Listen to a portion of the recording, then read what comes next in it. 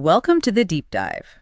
If you're fascinated by psychology, by what makes us tick, then you're in the right place. Today we're heading down a path Freud famously called the royal road to the unconscious. That's right. We're talking about dreams. Exactly. Dreams, those weird, wonderful, sometimes terrifying movies our minds play at night. We want to explore what they might actually mean for you.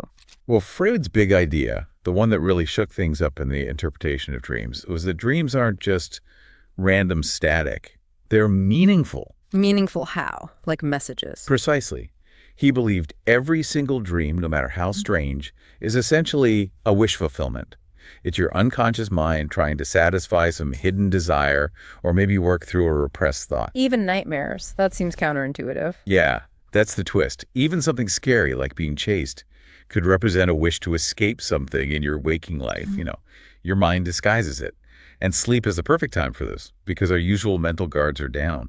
Okay, so if there are these coded messages, how do we start decoding? What are we looking at? Freud broke it down into two key layers.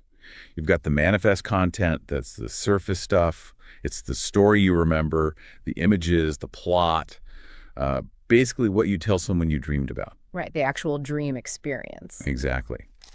But underneath that is the latent content, and that's the hidden meaning, the real unconscious wish or thought that the dream is built around. It's the deeper story. So the mind is like a scriptwriter, taking a basic idea, the latent wish, and turning it into this elaborate, sometimes confusing manifest dream. You got it. Huh? And the process of turning the latent into the manifest, he called that the dream work.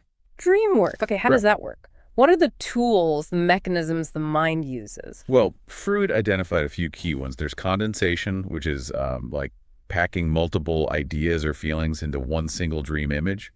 Imagine dreaming of one person who somehow represents your boss, your parent, and a childhood friend all at once. Okay, cramming it all together. What else? Then there's displacement. This is a big one. It's where the emotional charge gets shifted from the real target onto something else, something less threatening. Ah, so if you're angry at your boss. Right, you might dream about being furious at, say, a stranger who cuts you in line. The feeling's real, but the target is displaced. It makes it easier to handle emotionally. Makes sense. Then you have symbolization, using symbols, often common ones, like maybe a house representing the self or water standing for emotion.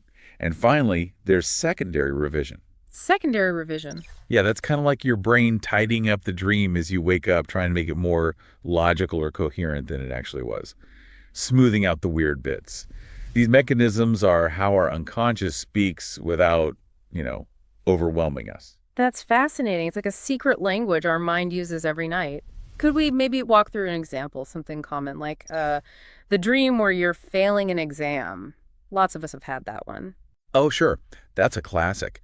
So in that failing exam dream, the exam itself might be symbolization, right? It might not really be about school, but about any situation where you feel tested or judged. Like a job interview or maybe even a relationship. Exactly. And the feeling of being unprepared.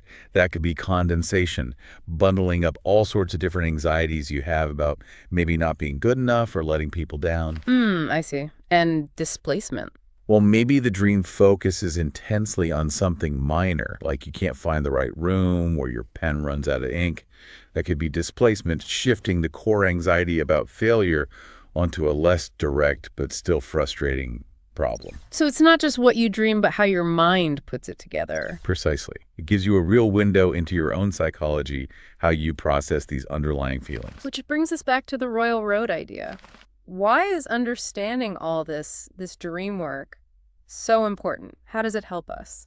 Because by analyzing these dreams, by carefully peeling back the layers from the manifest to the latent content, you can uncover those disguised wishes, those hidden emotions. It's a direct path to self-awareness. So understanding your dreams isn't just like a fun party trick? Not at all. For Freud, it was the most direct way to access the unconscious mind, because dreams sneak past our ego's usual defenses. They offer raw symbolic truth. For anyone interested in psychology and really knowing themselves, it's incredibly powerful. It fosters genuine personal growth. Wow. So our nightly wanderings aren't random noise. They're packed with clues about who we are, what we want, what we fear. Freud really did open up a whole new way of thinking about our inner lives through dreams. It's about unlocking self-knowledge. Absolutely. So a final thought for you listening. Yeah. The next time you wake up remembering a dream, just pause for a moment. Ask yourself, what wish might my mind have been trying to fulfill here? What truth, however hidden, might it be trying to show me?